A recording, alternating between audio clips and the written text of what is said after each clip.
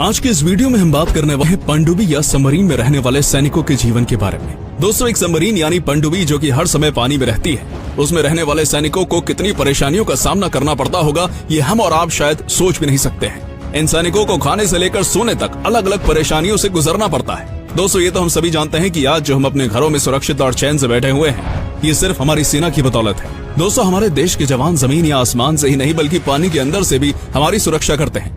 समुद्र के गहरे पानी में हजारों फीट नीचे पनडुब्बियों में से नौसेना के जवान हर पल अपने देश के नागरिकों की सुरक्षा में तैनात होते हैं। लेकिन क्या आपने कभी सोचा है कि हर पल पानी में रहने वाली इस पनडुब्बी में रह रहे सैनिकों का जीवन कैसा होता होगा? दोस्तों, नौसेना में सैनिकों को 2 लेवल्स पर जिम्मेदारी सौंपी जाती है। पहली पानी के नीचे और दूसरी पानी के ऊपर। और समुद्र के गहरे पानी में हजारों फीट नीचे सैनिकों को पनडुब्बी या सबमरीन में तैनात किया जाता है। दोस्तों, इस सेवा के लिए सैनिकों का चयन अलग अलग डिवीजन से उनकी इच्छा, ट्रेनिंग और मेडिकल मानकों के आधार पर किया जाता है। लेकिन दोस्तों, पानी के अंदर पनडुब्बियों में रह रहे सैनिकों का जीवन उतना आसान नहीं होता जितना कि ऊपर से नजर आता है। वो कहावत तो आपने सुनी ही होगी कि दूर के ढोल सुहाने। कुछ ऐसा ही होता है सबमरीन में काम कर रहे सैनिकों के साथ। दोस्तों, एक सबमरीन को समुद्र के अंदर गहराई में दुश्मन देशों की एक्टिविटीज पर नजर रखने के लिए तैनात किया जाता है। सबमरीन का काम होता है कि वो अंतर्राष्ट्रीय सीमा पार करके उस देश की सीमा में आती किसी भी तरह के जहाज या सबमरीन के बारे में हेडक्वार्टर तक जानकारी पहुंचा दे। उसके साथ ही सबमरीन का काम ये भी होता है कि वो दुश्मन देशों के जहाजों या सबमरीन्स को खत्म कर दे। सबमरीन का आविष्कार कॉर्नेलियस डेरिबेल ने 1620 में किया था। पहली सबमरीन को हॉलैंड में बनाया गया था। ये पानी में लगभग 300 से 400 मीटर तक अंदर जा सकती थी। दोस्तों, इन नौसैनिकों के परिवार वाले बोलते हैं कि इनकी जिंदगी बड़ी ही मुश्किलों भरी होती है। इन्हें एक पल भी चैन की सांस नसीब नहीं होती। परिवार वाले बताते हैं कि जब नौसैनिक किसी मिशन पर जाते हैं तो परिवार वालों को कुछ भी नहीं बताते। ये मिशन 20 या 30 दिन के लिए होता है और कभी कभी तो लगातार 45 दिन तक बिना रुके वो काम करते हैं। इतना ही नहीं, परिवार वालों को ये तक पता नहीं होता कि वो कहाँ गया है, कितने दिन के लिए गया है और कब वापस आएगा, मिशन के लिए कब जा रहा है, कुछ भी नहीं। दोस्तों, इनके परिवार वालों को सिर्फ इतना पता होता है कि वो ड्यूटी पर जा रहा है। इससे ज्यादा और कोई जानकारी इनके घर वालों को नहीं दी जाती। दोस्तों, इन सैनिकों के अभियान की जानकारी सिर्फ और सिर्फ नौसेना के मुख्यालय को होती है। अगर परिवार में कोई परेशानी भी इस दौरान हो जाए तब भी उस नौसैनिक को परिवार के पास नहीं जाने दिया जाता, यहाँ तक कि उसे बताया भी नहीं जाता।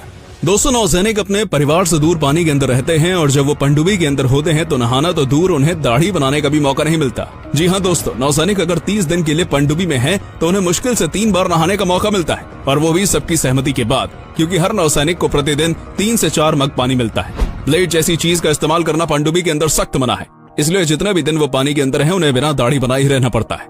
दोस्तों, जब आप सोच रहे होंगे कि क्या नौसैनिक बिना नहाए एक ही कपड़े पहने रखते हैं, तो नहीं, दरअसल उन्हें पहनने के लिए ऐसे कपड़े दिए जाते हैं जिन्हें वो लगातार 3 से 4 दिनों तक पहन सके, और फिर उन कपड़ों को फेंक दिया जाता है। दोस्तों, जायके भरा खाना तो हम सभी को पसंद होता है, लेकिन क्या आप जानते हैं कि पनडुब्बी में नौसैनिकों को दिया जाने वाला खाना कैसा होता है? दोस्तों, पनडुब्बी में रह रहे नौसैनिकों को खाने के लिए बिना तड़के की दाल, रोटी, चावल और बेहद कम मसालों वाली सादी सब्जियां दी जाती हैं। आपको जानकर बेहद हैरानी होगी, लेकिन दोस्तों, पनडुब्बी में खाने का सामान लिमिटेड होता है, और अगर कभी सैनिकों के लिए ताज़ा खाना ना हो तो उन्हें पहले से टिन में पैक भोजन खाना पड़ता है, जिसे कभी भी इस्तेमाल किया जा सकता है। इसके साथ ही अगर खाना बनाने की बात की जाए तो पनडुब्बियों में खाना बनाते समय इस बात का खास ख्याल रखा जाता है कि ज्यादा धुआं ना उठे, और यही कारण है कि दाल में छौंका नहीं लगाया जाता, क्योंकि अगर छौंका लगा तो धुआं उठेगा और लपटे भी। इसलिए खास तौर से सादा खाना बनाया जाता है। दोस्तों, क्या आप जानते हैं कि पनडुब्बी जब भी समुद्र के अंदर जाती है तो उसके साथ डॉक्टर और प्राथमिक चिकित्सा का सामान होता है, क्योंकि अगर किसी को उल्टी या चक्कर जैसी परेशानी होती है तो तुरंत उसका इलाज किया जा सके।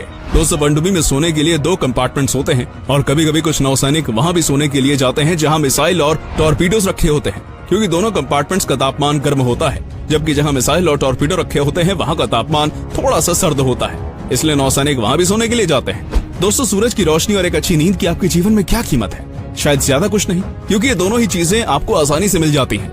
लेकिन सबमरीन पर ऐसा मुमकिन नहीं है, क्योंकि पनडुब्बी समुद्र में हजारों फीट नीचे होती है। इसलिए पनडुब्बी के अंदर सूरज की रोशनी नहीं आती, जिसकी वजह से जब वो समुद्र की सतह पर आती है तो बाहर आते समय नौसैनिकों को हाथ पैरों में जकड़न, ऐंठन और ठिठुरन जैसी परेशानियों का सामना करना पड़ता है।